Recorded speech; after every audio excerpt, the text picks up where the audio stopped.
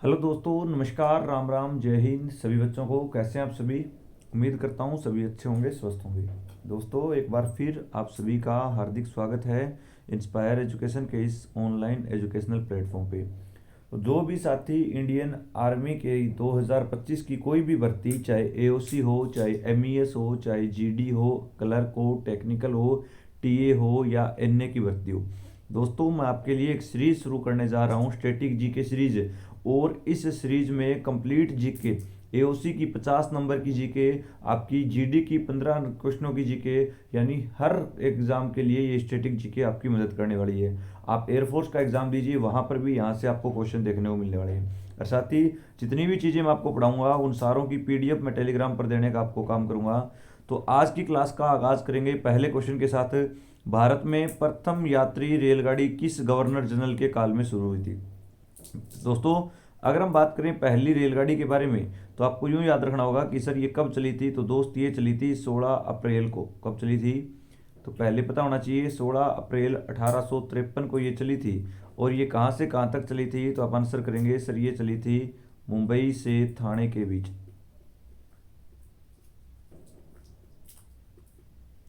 और मुंबई से थाने के बीच में ये कितने किलोमीटर चली थी? तो आप आंसर करना है सर ये 34 किलोमीटर चली थी।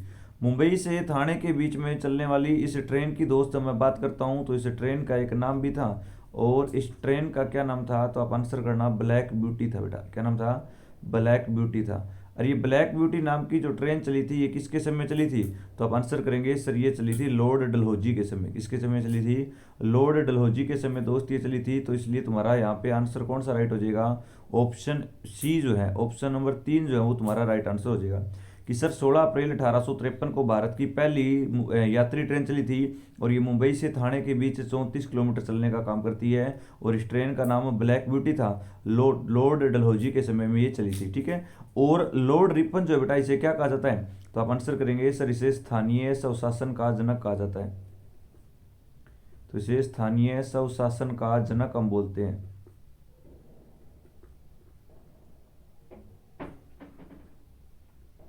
स्थानीय स्वशासन का जनक इसे कहा जाता है।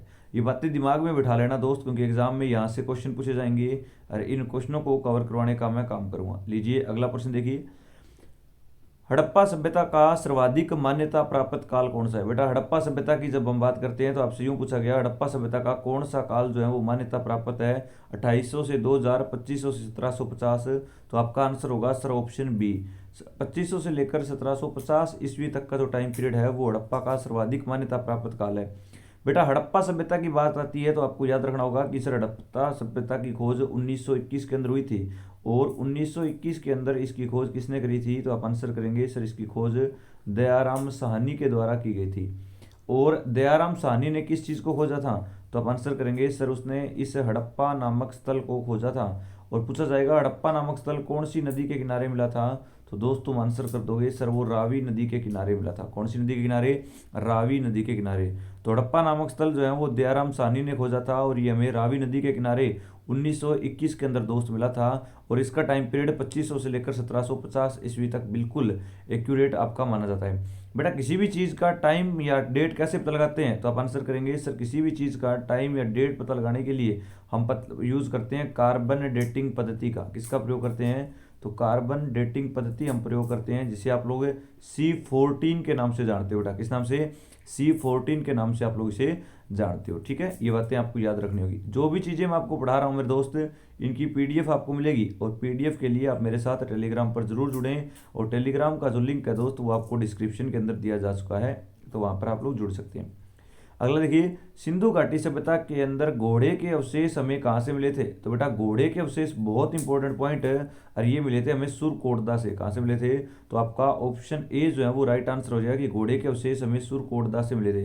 बेटा बनावली की जब मैं बात करता हूँ तो आपसे यूं पूछा जा सकता है बनावली कहाँ स्थित है? तो तुम लोग आंसर कर दोगे कि सर बनावली जो है ये फतेहाबाद के अंदर स्थित है। मांडा जो है बेटा ये कहाँ पे है? तो आप आंसर करना सर मांडा जो है वो लद्दाख के अंदर एक सिंधु घाटी सभ्यता का स्थल है। और बेटा कालीबंगा आपसे पूछा जाता है कालीबंगा कहाँ पे है? तो आप आंसर करेंगे सर वो राजस्थान के अंदर है। बेटा कालीबंगा की बात आई है तो कुछ बातें दिमाग में बिठा लो। एक तो आपसे पूछा जाएगा बताइए कालीबंगा शब्द का अर्थ क्या होता है? तो दोस्त आप आंसर करेंगे कालीबंगा का मतलब होता है काले रंग की चूड़ियाँ। क्या होता है बेटा? तो सर कालीबंगा का अर्थ होता है काले रंग की चूड़ियाँ, पहला पॉइंट। दूसरा, कालीबंगा कहाँ पे है, तो सर ये राजस्थान के अंदर है और कौन सी नदी के किनारे पड़ता है, तो बेटा आप आंसर करोगे घग्गर नदी के किनारे। दोस्त कालीबंगा की जब बात आई है तो यहाँ से हमें अग्नि के साक्ष्य मिले थे, किसके साक्ष्य मिले थे, तो गुरुजी आग के साक्ष्य कालीबंगा से हमें देखने को मिले थे। और दोस्त कालीबंगा के बारे में एक बात और याद रखना, यहाँ से हमें जुते हुए खेत के साक्ष्य भी मिले, कहाँ के, जुते हुए खेत के साक्ष्य कहाँ से मिले, तो आप आंसर करेंगे सर वो कालीबंगा से हमें मिले थे। इतनी बातें दिमाग में बैठा लेना, इनसे बाहर प्रश्न तुम्हारा नहीं जाएगा। आज पूरा सिंधु घाटी का टॉपिक मैं आपको कवर करवाने का काम करूंगा। लीजिए बढ़ेंगे अगले प्रश्न की तरफ। हड़प्पा सभ्यता किस युग की सभ्यता थी, इसके बारे में दोस्त आपसे पूछा गया, तो बताएंगे आप लोग किस सभ्यता की। बेटा हड़प्पा सभ्यता की जब मैं बात करता हूं तो आपको याद रखना होगा कि सर ये सभ्यता जो है ये एक कांस्य युग की सभ्यता थी। कैसा थी, कांस्य युग। दोस्त याद रखना सिंधु घाटी के लोगों की मुख्य धातु जो है वो कांसा हुआ करती थी। कौन सी थी, कांसा। कांसा कैसे बनता है, तो बेटा जब आप लोग तांबे के अंदर टीन मिलाते हो, क्या मिलाते हो, तांबे के अंदर जब टीन मिलाते हो तो इससे क्या बनता है, तो सर वो कांसा बनता है। अगर मैं बात करूं इस हड़प्पा सभ्यता की तो बेटा आपसे पूछा जा सकता है बताइए यहाँ की लिपि कौन सी थी, तो आप आंसर करना कि सर यहाँ की जो लिपि थी वो भाव चित्रात्मक थी। कैसी लिपि थी यहाँ की, सर वो भाव चित्रात्मक हुआ करती थी। और इस भाव चित्रात्मक लिपि के अंदर कितने चिन्ह थे, 64 चिन्ह हुआ करते थे। आपसे पूछा जा सकता है बताइए यहाँ का व्यापार कैसे हुआ करता था सिंधु घाटी का, तो आप आंसर करेंगे सर यहाँ व्यापार वस्तु विनिमय प्रणाली से था। कैसे था, तो दोस्त वस्तु विनिमय प्रणाली, इसे इंग्लिश में बार्टर सिस्टम आप लोग बोल देते हो। सर ये वस्तु विनिमय प्रणाली क्या होती है, इसके अंदर दोस्त वस्तु के बदले वस्तु दी जाती है, उसी को हम वस्तु विनिमय प्रणाली बोल देते हैं। आपसे पूछा जा सकता है बताइए सिंधु घाटी सभ्यता के अंदर जो घर बने हुए थे वो किसके बने हुए थे, तो आप आंसर करेंगे सर इनके घर जो है वो पक्की ईंटों के बने थे। किसके बने थे, पकी हुई ईंटों के घर बने थे। और इन पकी हुई ईंटों को क्या कहा जाता था, तो आप आंसर करेंगे सर इन्हें टेरा कोटा कहा जाता था। किसे बोलते, क्या बोलते थे, टेरा कोटा इन्हें कहा जाता था। और आपसे पूछा जाएगा बताइए सिंधु घाटी के लोगों को किस चीज़ की जानकारी नहीं थी, तो बेटा सिंधु घाटी के लोग लोहे से परिचित नहीं थे। किससे परिचित नहीं थे, तो आप आंसर करेंगे सर सिंधु घाटी के लोगों को लोहे की जानकारी नहीं थी, ये लोहे से परिचित नहीं थे। दोस्त ये बात आपको दिमाग में बैठा लेनी है। लीजिए अगला प्रश्न देखेंगे, बताइए सिंधु घाटी के लोगों का मुख्य व्यवसाय जो है वो क्या हुआ करता था, तो बेटा सिंधु घाटी के जो लोग थे वो क्या काम करते थे, क्या ये व्यापार करते थे, क्या ये पशुपालन करते थे, क्या ये शिकार करते थे या कृषि करते थे, तो बेटा ये लोग जो है वो पशुपालन नहीं करते थे, ये लोग शिकार नहीं करते थे, या तो इनका मुख्य व्यवसाय व्यापार रहा होगा और या इनका कृषि रहा होगा। तो बेटा सिंधु घाटी के लोगों का मुख्य व्यवसाय आपको याद रखना होगा। और अगर मैं बात करूँ कृषि की, तो बेटा ये लोग जो है एक तो गेहूं की, किसकी बेटा, गेहूं की, और दूसरा जौ की ये खेती करते थे। और इसके साथ साथ एक बात आपसे पूछी जाएगी बताइए ये लोग कपास की भी खेती करते थे। और कपास की खेती के लिए इन्होंने एक शब्द का प्रयोग किया था और इसका नाम क्या था, सिंडोन। तो याद रखना कपास की खेती को ये क्या नाम बोलते थे, सिंडोन ये नाम देते थे बेटा, तो ये आपको याद रखने होंगे। और अगर हम बात करें इन सिंधु घाटी के लोगों के बारे में तो आपको यूं भी याद रखना है कि सर ये जो लोग थे ये अलग अलग जगह जो है व्यापार करते हुए हमें दिखाई देते हैं। अगला प्रश्न आपके सामने स्क्रीन पे ये रहा, आंसर करेंगे आप लोग। निम्नलिखित विद्वानों में से हड़प्पा सभ्यता का सबसे पहला खोजकर्ता कौन था, sir John Marshall, R D Banerji, A Cunningham, Dayaram Sahni. तो भाई हड़प्पा सभ्यता की जो खोज होती है वो किसके द्वारा की जाती है, सर वो दयाराम साहनी के द्वारा की जाती है, इसलिए ऑप्शन डी तुम्हारा राइट आंसर हो जाएगा। बेटा इसने खोज कब करी थी हड़प्पा सभ्यता की, तो आप आंसर करेंगे सर वो 1921 के अंदर की गई थी। बेटा sir John martial, sir John martial जो है वो कौन थे, तो वो उस समय एएसआई के अध्यक्ष हुआ करते थे। कौन थे दोस्त ये, तो आप आंसर करेंगे सर ये उस समय एएसआई के अध्यक्ष हुआ करते थे। आर डी बनर्जी बेटा, और इसने किसकी खोज करी थी, तो आप आंसर करेंगे सर इसने मोहनजोदड़ो की खोज करी थी। बेटा किसकी खोज करी, तो सर इसने मोहनजोदड़ो की खोज करी थी। और बेटा ये मोहनजोदड़ो की खोज कब हुई थी, 1922 के अंदर। और मोहनजोदड़ो कौन सी नदी के किनारे हमें मिला, तो आप आंसर करना सर ये सिंधु नदी के किनारे था। बेटा मोहनजोदड़ो से एक प्रश्न पूछा जाएगा बताइए मोहनजोदड़ो जो शब्द है इसका मतलब क्या होता है, तो आप आंसर करेंगे सर इसका अर्थ होता है मृतकों का टीला। इसका अर्थ होता है बेटा मृतकों का टीला, ये आपको याद रखना होगा। तो आर डी बनर्जी ने बेटा मोहनजोदड़ो की खोज करी, लेकिन हड़प्पा सभ्यता की जो खोज करी जाती है वो दयाराम साहनी के द्वारा की जाती है। ये बातें दिमाग और दिल के अंदर बैठा लेना क्योंकि एग्जाम में ये क्वेश्चन बहुत बार रिपीट होते हैं बेटा तुम्हारे। अगला प्रश्न देखेंगे, सिंधु सभ्यता का पतन नगर। सर ये पतन नगर क्या होता है? तो बेटा पतन नगर का मतलब होता है पोर्ट या बंदरगाह, हिंदी में तुम लोग बोल देते हो। और बंदरगाह वो स्थान होता है बेटा जहाँ पे तुम्हारे समुद्री जहाज आएंगे और जाएंगे। तो बेटा क्या वो कालीबंगा था? तो पहला पॉइंट तो हमने ये डिस्कस किया था, कालीबंगा कहाँ पे है? राजस्थान में। बेटा लोथल, लोथल जो है वो तुम्हारा पड़ता है गुजरात के अंदर। और सिंधु घाटी सभ्यता का जो बंदरगाह था बेटा वो कौन सा था? लोथल हुआ करता था, इसलिए तुम्हारा ऑप्शन जो है वो बी राइट आंसर हो जाएगा। लोथल की बात आई है तो आपको याद रखना होगा सिंधु घाटी सभ्यता की ये वाणिज्यिक राजधानी भी थी। क्या थी? तो सिंधु घाटी सभ्यता की वाणिज्यिक राजधानी थी। वाणिज्यिक राजधानी का मतलब ये होता है बेटा कि यहाँ से व्यापार हुआ करता था। और लोथल की जब बात आती है तो आपको याद रखना होगा सर यहाँ से हमें फारस देश की मुद्रा भी मिली थी। यहाँ से क्या मिली थी बेटा? तो फारस देश की करेंसी या मुद्रा हमें कहाँ से मिली? तो वो यहाँ से बेटा रोपड़, रोपड़ पंजाब के अंदर है। और मोहनजोदड़ो जो है ये पाकिस्तान के अंदर है। मोहनजोदड़ो कहाँ पे है? पाकिस्तान के अंदर है। ये आपको याद रखना होगा सिंधु घाटी के बंदरगाह के बारे में। ठीक है, लीजिए पढ़ेंगे अगले क्वेश्चन की तरफ। अगला प्रश्न ये रहा आपके सामने, फटाफट सारे के सारे बच्चे आंसर करेंगे। बहुत अच्छी अच्छी बातें मैं आपको बताने का काम करूंगा। हड़प्पा सभ्यता की जो खोज है वो किस वर्ष की गई थी? 1935, 1942, 1901 या 1921? तो दोस्त हड़प्पा सभ्यता की जो खोज है वो 1921 के अंदर हुई थी। और 1921 के अंदर हड़प्पा सभ्यता में कौन सा स्थल खोजा गया था वो आपको याद रखना होगा। तो पहला पॉइंट दोस्त आप लोग याद रखेंगे कि सर 1921 के अंदर हड़प्पा खोजा गया था।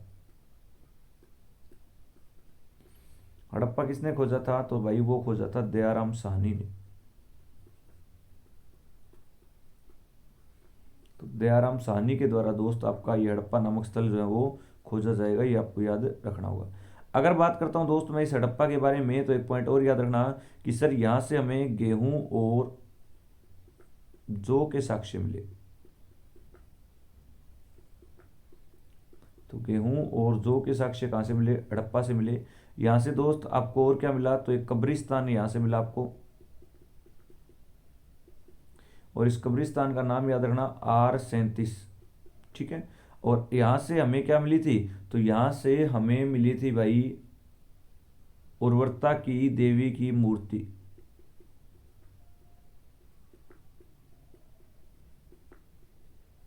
तो उर्वरता की देवी की मूर्ति भी कहां से मिली थी? हड़प्पा से मिली थी दोस्त, ये आपको याद रखना होगा। और प्रश्न पूछा जाता है बताइए सबसे पहले खोजा गया शहर। तो सबसे प्रथम खोजा गया स्थल यही था आपका और शहर भी यही था। ठीक है, ये सारी की सारी बातें दिल और दिमाग में बैठा लीजिएगा। लीजिए बढ़ेंगे अगले प्रश्न की तरफ।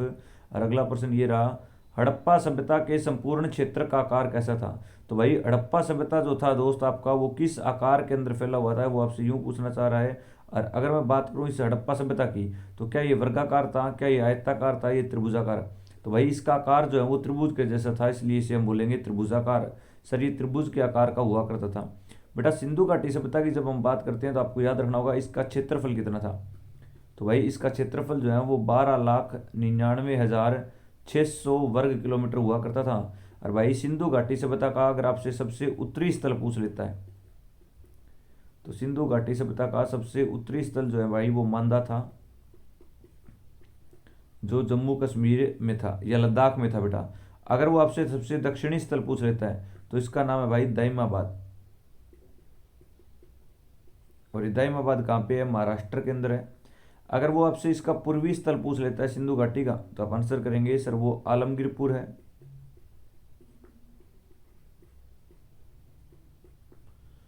और अगर वो आपसे पूछ लेता है सिंधु घाटी सभ्यता का पश्चिमी स्थल तो भाई इसका नाम है सूतकांगेडोर।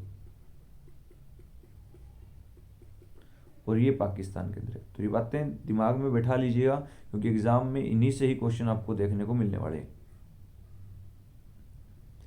अगला प्रश्न देखिए, मोहनजोदड़ो कहाँ स्थित है? भाई सारे के सारे आर्मी के प्रीवियस ईयर पेपर हैं। और मोहनजोदड़ो जो है बेटा ये पाकिस्तान के अंदर है। और पाकिस्तान के अंदर कौन सी जगह है? तो आप आंसर करेंगे सर वो सिंध है जहाँ पे ये पड़ता है। पंजाब के अंदर भाई सिंधु घाटी सभ्यता का एक स्थल पड़ता है जिसका नाम है रोपड़। भाई गुजरात के अंदर दो स्थल है, एक स्थल का नाम है धोलावीरा। कई बार प्रश्न यूं पूछ लेता है धोलावीरा कहाँ पे है। और दूसरा भाई गुजरात के अंदर तुम्हारा पड़ता है लोथल। और तीसरा भी याद रखना चाहो तो रख सकते हो, रंगपुर भी गुजरात के अंदर है। उत्तर प्रदेश के अंदर सिंधु घाटी का एक स्थल है जिसका नाम है आलमगीरपुर। तो ये बातें दिमाग में बिठा लेना। बेटा मोहनजोदड़ो की बात आई है तो यहाँ से आपको कुछ चीज़ें मिली थी, और यहाँ से पूछा जाएगा सबसे बड़ी इमारत कौन सी थी यहाँ की। अगर वो पूछे यहाँ की सबसे बड़ी इमारत, तो आप आंसर करेंगे सर यहाँ की सबसे बड़ी इमारत जो थी वो थी अन्नागार। अगर आपसे पूछता है यहाँ की सबसे प्रसिद्ध इमारत, तो वो कौन सी थी, तो वो यहाँ से एक स्नानागार हमें मिला था, महान स्नानागार इसे हम बोलते हैं। यहाँ से हमें मिली थी कांस्य धातु से निर्मित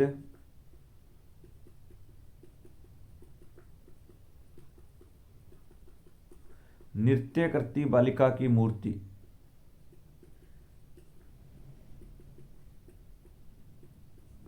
तो कांस्य धातु से निर्मित नृत्य करती बालिका की मूर्ति भी हमें कहाँ से मिली, तो सर वो भी हमें यहीं से ही मिली थी। ठीक है, अगला प्रश्न देखिए, यही क्वेश्चन जो अभी अभी मैंने बताया वो पूछ लिया तुम्हारे एग्जाम में, और ये पूछा जाता है दोस्त, बताइए सिंधु घाटी सभ्यता में वृहत स्नानागार, वृहत स्नानागार का मतलब होता है ग्रेट बाथ टब, तो वो कहाँ से मिला था, तो सर जी वो मोहनजोदड़ो से मिला था, इसलिए ऑप्शन ए आपका राइट आंसर हो जाएगा। बेटा पूछा जा सकता है मोहनजोदड़ो का मतलब क्या होता है, तो आप आंसर करेंगे सर इसका अर्थ होता है मृतकों का टीला। मोहनजोदड़ो जो शब्द है बेटा ये किस भाषा का शब्द है, तो आप आंसर करेंगे सर ये सिंधी भाषा का शब्द है। सर मोहनजोदड़ो से और क्या मिली थी, तो भाई मोहनजोदड़ो जो है वो एक जुड़वा राजधानी थी। क्या थी, जुड़वा राजधानी। हड़प्पा और मोहनजोदड़ो दोनों जुड़वा राजधानी हुआ करती थी। मोहनजोदड़ो से हमें मिली थी पुरोहित राजा की मूर्ति।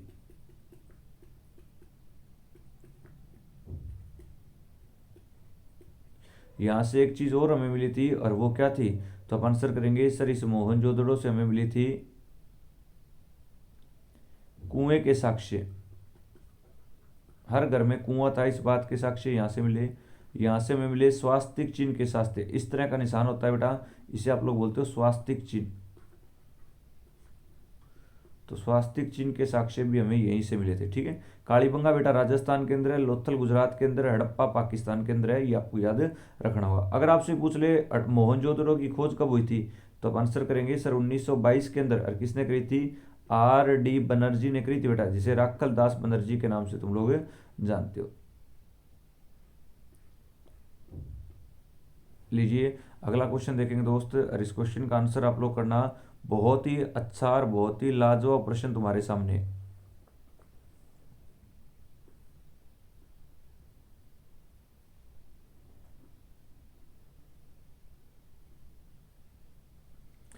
निम्न में से कौन सा हड़प्पाकालीन स्थल गुजरात के अंदर है। बेटा आपसे पूछा गया कौन सा स्थल जो है गुजरात के अंदर है, कालीबंगा।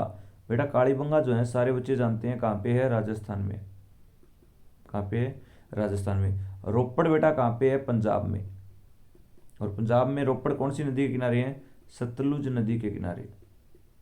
नदी भी याद रखना, सतलुज नदी। अगर आपसे पूछे कालीबंगा कौन सी नदी के किनारे है, भाई घग्गर नदी के किनारे है, घग्गर नदी। अगर पूछ ले बनाली, बनाली भाई हरियाणा के अंदर है, और ये भी घग्गर नदी के किनारे है। कौन सी नदी के किनारे, घग्गर नदी। बचा कौन सा, एक, अरे भाई वो बचा लोथल। और सिंधु घाटी से बता का बंदरगाह कौन सा था, सर जी वो लोथल था। और लोथल कहाँ पे बेटा, गुजरात के अंदर। सर बाकियों की नदियां लिखवाई तो इसकी भी नदी लिखवाई है, अरे बेटा याद रखना इसकी नदी का नाम है बोगवा। ये कौन सी नदी के किनारे पड़ता है, सर ये बोगवा नदी के किनारे। ठीक है, तो यहाँ ऑप्शन डी तुम लोगों का राइट आंसर हो जाएगा।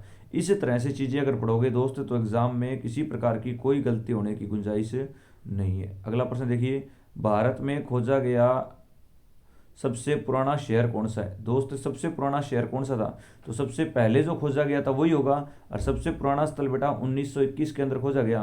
और 1921 के अंदर कौन सा स्थल खोजा गया, हड़प्पा खोजा गया था। कौन सा, हड़प्पा। इसलिए ऑप्शन ए आपका क्या हो जाएगा, राइट आंसर। सर मोहनजोदड़ो कब खोजा गया, तो बेटा ये 1922 के अंदर, ये दूसरा स्थल था। तो अगर आपसे पूछे सिंधु घाटी सभ्यता का दूसरा स्थल कौन सा खोजा गया, तो वो ये था मोहनजोदड़ो। और पहला स्थल अगर आपसे पूछता है तो बेटा वो हो जाएगा आपका हड़प्पा। ठीक है, लीजिए अगला एक लाजवाब क्वेश्चन, हड़प्पा कालीन एक उन्नत जल प्रबंधन प्रणाली का पता चलता है। बेटा हड़प्पा के अंदर जो नालियां थी बेटा वो पक्की हुआ करती थी और इनको पक्की हुई ईंटों से ढका जाता था। इसके बारे में हमें जानकारी कहाँ से मिलती है? तो आलमगीर जो है बेटा ये उत्तर प्रदेश के अंदर पड़ता है और उत्तर प्रदेश के अंदर ये एक पूर्वी स्थल था, ये आपको याद रखना होगा। कालीबंगा बेटा राजस्थान के अंदर पड़ता है और यहाँ से हमें बैलगाड़ी के पहिए के निशान मिले थे। बैलगाड़ी के पहिए के निशान मिले थे, ठीक है। बेटा लोथल अभी हमने पढ़ा कहाँ पे है सर? वो गुजरात के अंदर। तो बचा कौन सा ऑप्शन? ऑप्शन ए बच गया बच्चों आपका धोलावीरा। तो यहाँ पे कौन सा राइट आंसर हो जाएगा सर? धोलावीरा हमारा राइट आंसर हो जाएगा। बेटा धोलावीरा की जब मैं बात करता हूँ तो यहाँ से हमें स्टेडियम के साक्ष्य मिले थे। किसके साक्ष्य मिले थे? स्टेडियम के साक्ष्य यहाँ से मिले। और यहाँ से हमें बांध के साक्ष्य, बांध होते हैं बेटा डैम, तो बांध के साक्ष्य भी कहाँ से मिले? धोलावीरा से। अच्छा एक बात और याद रखना तुम लोग, आपसे कई बार प्रश्न यूं पूछ लेता है, बताइए स्वतंत्रता के बाद सबसे ज्यादा स्थल। तो भाई भारत की आजादी के बाद सबसे ज्यादा स्थल मिले थे हमें गुजरात से। तो सबसे ज्यादा स्थल हमें कहाँ से मिलेंगे? तो भारत की आजादी के बाद बेटा वो गुजरात से आपको देखने को मिलेंगे। लीजिए अगला प्रश्न, निम्नलिखित में से कौन सा मोहनजोदड़ो का सबसे बड़ी इमारत मानी जाती है? बेटा मैंने दो बातें बताई थी कि सबसे बड़ी इमारत जो है बेटा वो मानी जाती है कौन सी? धान्यगार। और सबसे प्रसिद्ध इमारत अगर आपसे पूछता है बेटा तो प्रसिद्ध इमारत कौन सी हो जाएगी सर? वो विशाल स्नानागार। तो यहाँ आंसर कौन सा राइट आंसर हो जाएगा? ऑप्शन बी बेटा आपका राइट आंसर हो जाएगा कि सर धान्यगार जो है वो यहाँ की सबसे बड़ी इमारत है। और सबसे प्रसिद्ध इमारत अगर आपसे पूछता है तो वो विशाल स्नानागार आपका हो जाएगा। ये बात आपको दिमाग में बैठा लेनी है, ठीक है। तो दोस्त यहाँ पर हमने सारे की सारी बातें कवर करने का काम कर लिया। और भाई जितने बच्चे मेरे साथ जुड़े हैं तो भाई अगर आप लोग चाहते हो इसकी पीडीएफ जो मैं आपको पढ़ा रहा हूँ, और भाई ये जो मेरी सीरीज शुरू हुई है स्टैटिक जी के सीरीज, ये आपको कंप्लीट मिलेगी। तो टेलीग्राम पे जाके आप मेरा नाम सर्च करेंगे प्रवीण सुतार सर, और वहाँ पे बेटा आपको टेलीग्राम का लिंक भी मिलेगा और वहाँ पे पीडीएफ भी मिलेगी। या आप लोग नीचे डिस्क्रिप्शन चेक करिए, डिस्क्रिप्शन के अंदर मैंने टेलीग्राम का लिंक डाल दिया है, तो वहाँ से भी आपको पीडीएफ मिल जाती है। अगर कोई डाउट होता है दोस्त तो आप कमेंट कर सकते हैं, वरना आप मुझसे इंस्टाग्राम पर भी जुड़ सकते हैं। और इंस्टाग्राम पर इंस्पायर एजुकेशन नाम से अपना चैनल आएगा, वो जरूर सब्सक्राइब करें। ये देखिए यहाँ पे आपको बताया गया इंस्पायर एजुकेशन, इस चैनल पे सारे जुड़ जाइए, इस चैनल को सब्सक्राइब करें, बेल आइकन को प्रेस करें और क्लास पूरी होने के बाद बताएं कमेंट करके कि क्लास कैसी लगती है। आज की क्लास के लिए इतना ही, कल फिर मुलाकात होगी, तब तक के लिए बने रहें। जय हिंद जय भारत।